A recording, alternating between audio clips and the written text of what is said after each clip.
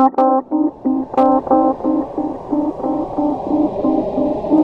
my name is David Thorpe and I'm the Special Consultant on Sustainable Cities Collective, the foremost web space for urban leaders everywhere. Now today we are joined by George Marshall, one of the founders of the Climate Outreach and Information Network and the author of a groundbreaking new book called Don't Even Think About It: Why Our Brains Are Wired to Ignore Climate Change. This is the product of several years thinking and research, interviewing a great many people, including those on the far right, about their feelings on climate change. Welcome, George. Thank you, David. Now, your fascinating and entertaining book is about how we think, or don't think, or act or don't act about climate change.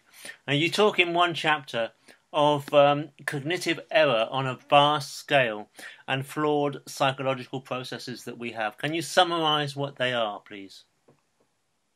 I think the key process and the important one is what cognitive psychologists would call assimilation bias. That's the tendency to collect the information that supports a position you already have. In other words, you form a position on, say, climate change, and then what happens is that you find further information, further data to support that position. The problem with climate change, which we hadn't fully appreciated before, is that it's very liable to assimilation bias. It's what I would call a very slippery issue. You try and take hold of it and it slithers out of your hands. It's so many different things at the same time. It's both in the past, it's been running for hundreds of years, it's in the present, it's in the future. It has no clear it has clear causes, but it has no clear responsibility. We all, certainly in the developed world, we all contribute to it. So it has no clear enemy. We're used as humans to deal with issues where we can say this person is causing this problem, they must be stopped. But of course, it's so many of us. And there's a great deal of uncertainty around it. Not as we know an uncertainty that it's happening, but uncertainty about exactly what is happening and exactly how it will affect us. This means that it's wide open for people to put their own interpretation on it. The problem is that people don't realize that's the process that they're doing. They think that what they hold in their hands, that this thing that they call climate change is climate change. And of course it isn't. It's a construction of climate change based around their own values and their own narratives. In the book I say that climate change, more than anything, is interpreted not in terms of a science, but in terms of the narratives that we form around it. So where these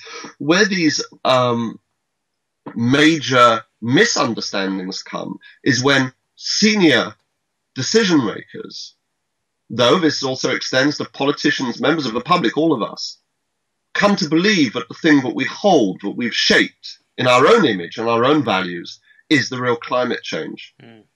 At an international level, where I believe a disaster has been, is that climate change has come to be shaped as an issue of gases. That for a number of reasons, starting originally with the scientists. Scientists are most interested in gases. They talk about, the research is into the physics of gases. That's the origins of climate change science. They then report on those gases. They then do national inventories of those gases. Climate change becomes a gas issue. I'll talk about that a bit more in a minute. But where the danger is that, and the cognitive error, is that because it becomes defined as a gas issue, we say climate change is therefore an issue of gases. That's what it is. And of course it isn't. That is merely climate change shaped by the interests and the values and the approaches of the people who look at it. So one of the interesting things is when I was interviewing people about climate change, I said, where are the problems of climate change? Everybody I spoke to gave me an answer that related entirely to their own point of view. So the cognitive psychologist would say, well, clearly the problem with climate change is that it's the perfect problem for cognitive psychology, the way we think about the world. I go, well, that's interesting. But when I go and spoke to a statistician, he says, well, the real problem is that people don't understand statistics. I go, okay. And when I spoke to a scientist, he said, well, or a lot of scientists actually for this, they said, well, the real problem is that people don't understand the science and that the information isn't getting through and that the information is being corrupted. And of course, when I speak to campaigners, especially radical campaigners, they say, well, the real problem is the fossil fuel industry. Everybody shapes climate change in their own image, which is, of course, fair enough. It's a classic sort of blind men and an elephant in the room kind of problem, isn't it? Sometimes people talk about climate change as the elephant in the room, and you're right. I talk about it as being like the old fable of the blind men, or feeling the elephant in a darkened room. Everybody feels a different part of it. Yeah. That's right, exactly. Can we just talk for a minute about the structure of the book, because I think that's quite significant. You decided to write it in terms of short chapters with catchy titles in episodic fashion, which makes it very, very readable and very entertaining. Was this part of your strategy as to a way to get around these cognitive barriers that we have? It was really, if there is a barrier, it's the barrier about reading books. I think it's, I find it hard to read books. I don't have a lot of time. I think that the way we absorb information is changing rapidly, but publishing hasn't recognized that, although we do know that successful books tend to be the ones which are quite absorbable. I think it's very important, yes, that information is conveyed in ways which keep people rolling forward. It would be strange to write a book criticizing the way we communicate about climate change, which didn't itself try to communicate things really well and clearly. Yes. But the thing I'd also stress, and I think this goes for anyone in your network, is that especially in a modern media environment, a book or a report or any written information can only be one part of a spectrum of ways of communicating. So for me, the book and the way I've presented the book is a way of engaging people's interest, which is then supplemented by appearing on videos, going and doing public speaking, any number of blogs, of course, tweeting, any number of different ways of getting the same information over. Yes. Okay, would you like now to talk a little bit more about this distinction that you feel should have been made right at the start when climate change was first discovered, between the climate warming gases and fossil fuel extraction, and what might have been different if we decided to put the emphasis on extraction?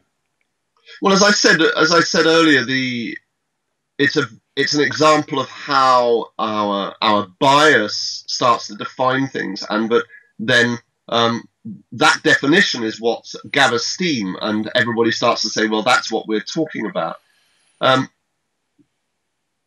There are very good reasons for talking about climate change in terms of gases. It is, after all, the gases which are causing the problem, but there's many different causes to them. Fossil fuels is the largest one, is the most important by any measure. Carbon dioxide is the most important gas, but we know methane is a major gas, nitrous oxides are very significant. We know that agriculture and land clearance is significant. We know there's a lot of strong research now saying that food, in particular meat eating, is a major contributor. So there's a lot of things which contribute. So there's a natural and understandable tendency to focus on the issues of gases. Where I believe, though, that this was a real danger is that rather than saying these are the limitations and we are deciding to look at it this way, but keeping the whole overall picture in view, gases then became the sole way by which this became defined, to the extent that the major cause, which is the fossil fuels that we pump into the beginning of the system, became completely disregarded in the international discussion. To my astonishment, and it really was my astonishment, when I interviewed people who've been involved with the international discussion from the very outset, for example, Sir John Houghton, who was the founding chair of the Intergovernmental Panel on Climate Change, campaigners such as Jeremy Leggett, who has attended every international negotiation since 1988. That gives an extent of the length of his time. None of these people could remember a single discussion in the international fora about the need to control the production and expansion of fossil fuels. The assumption is you just deal with one end of a problem and the rest will somehow sort itself out. But of course what's really happened is that because an issue has been removed from the discussion, it doesn't exist in the policy. Nobody is talking about controlling fossil fuel production because it is not in the debate.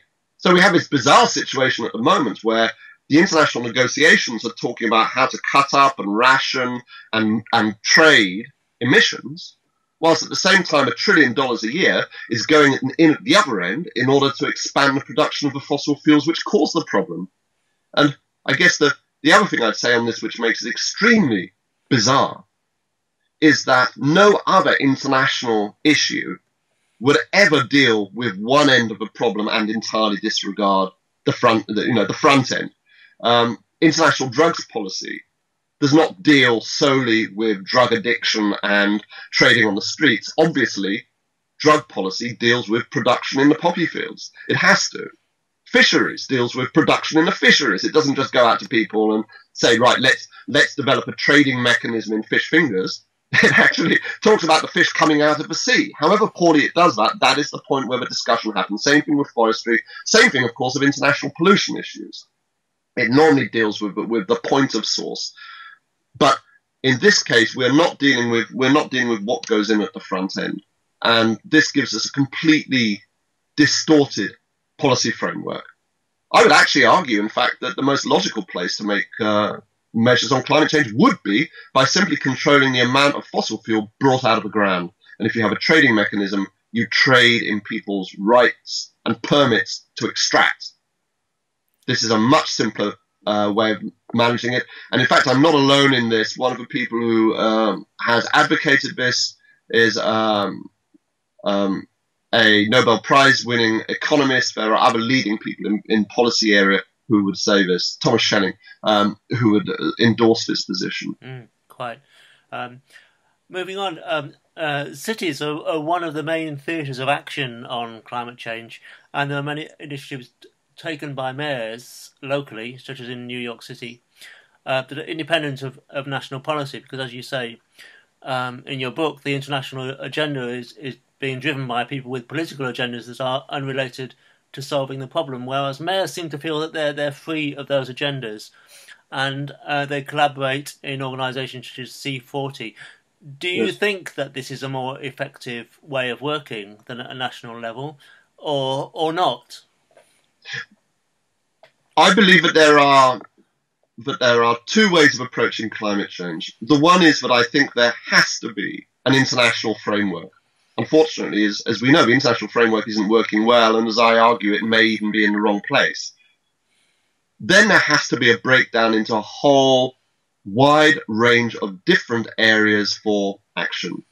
And of course, working at a city level is an excellent area for change, both in mitigation, that's to say reducing emissions, but also especially in adaptation, that's to say the preparation for the impacts of climate change. I should say that mitigation and adaptation are sometimes kept at arm's length from each other. I think there's a fear of people who work on mitigation that if we talk about adaptation, that we're somehow accepting climate change. I believe that the two are inextricably linked, and also in terms of public engagements and communications too. But we need to be talking about climate change as a reality. Therefore, the discussions which are happening at a city level about how to prepare for the impacts of climate change are a very important part of the public engagement about the reality of climate change and the need to deal with it. And of course, it feeds up as well as down. Not only does a city level communicate with the people within the city, but also it communicates upwards. Cities, especially major cities, have far larger economies than most countries. This is not just, of course, for cities. We could work at any level. As we know, California is one of the largest economies in the world. It just happens to be part of a bigger economy. So at a state level too. I think when I was talking about assimilation bias and the way that climate change becomes defined in these limited ways, of course, part of the limit has been that we've defined it as an international issue, but we felt this can all be sorted out by having an international framework that somehow filters down, and we failed to recognize that it needs to be dealt with sector by sector by sector, that every single sector has a role, including, of course, cities. Yes. I'd also add to that, but within cities, or indeed within the wider public, there are individual constituencies who I think should be talking and developing their own ideas about climate change and their own ways of talking about it. So conservatives, for example, people of conservative politics, have unfortunately developed narratives of climate change that are very often about denial and resistance to action on climate change. Those, both within a city level and within wider politics, they need to be developing their own language around climate change, which is about their values, which may be about freedom, it may be about personal responsibility, it may be about property, it may be about opportunity, these right-wing values. So just to say, when we talk about a city level, we recognize in the end mayors have politics. They're not, they're not just They're not just, civil servants. They are political figures, and they represent a political constituency. I would like to see conservative mayors, or mayors of conservative politics, coming together around the demand for action for conservative reasons, just as liberals and people of the left do so on their basis. Well, Bloomberg, of course, was a Republican, and yes, and there are leading Republicans. Schwarzenegger, of course, is another leading state level Republican who has really taken hold of climate change. So there are these figures. They're extremely important. They're also, unfortunately, rather rare. And that's why, in terms of getting change on climate change, this is the other thing about people working at a mayor's level. What is really important is that people are speaking to each other at their own peer level. So that's to say that church leaders are speaking to church leaders. That's to say that people are speaking to their neighbours within their own community or people in their own workplace. Similarly, politicians to politicians, mayors to mayors. So any level of discussion which has people who are speaking to their peers at the same level is critically important, because in the end, as I said, climate change is shaped by the narrative that we form around it. And ultimately, what leads us to trust or believe in something is the fact that we trust and believe the person is telling us. And the person we trust the most is the person who is like us. Indeed. One example, a successful example you give is to do with religion, isn't it? I mean, you talk about the way in which religion seems to bypass these cognitive faculties that we've got and discuss things in a passionate way that engages people completely differently. So have you found any examples of how this can be applied to climate change action? We have to be very careful when we talk about what we can learn from religions, because there is understandably a nervousness by scientists and an argument already going around amongst people who are politically opposed to action on climate change that it's like some kind of new religion. We have to say very clearly it's not. Religions are something which is transcendental. They are things which are about people's spiritual life. The lessons I take from religion, though, are the lessons of people who have built religious movements. And I'm particularly interested in evangelical movements. And yes, you are right, of course. What is interesting about that is that they're creating movements of powerful conviction around issues that are uncertain, that are often set in the future, but have some of the same complexity and ambivalence to climate change while stressing that, of course, they're very different. So it's not about saying climate change can be a religion in any way. It's about saying maybe there's lessons we can take from that. And I think one of the key lessons that I would take from it is the power of personal witness and testimony. In religions, especially evangelical religions, a central part of the way that they expand and that they build their movements is through people saying, I believe this is strong to me, and I wish to share that with you. We know from cognitive psychology, this is also how people form their views. We know that nobody forms their views from seriously, strongly held, personally held moral convictions are not formed by reports.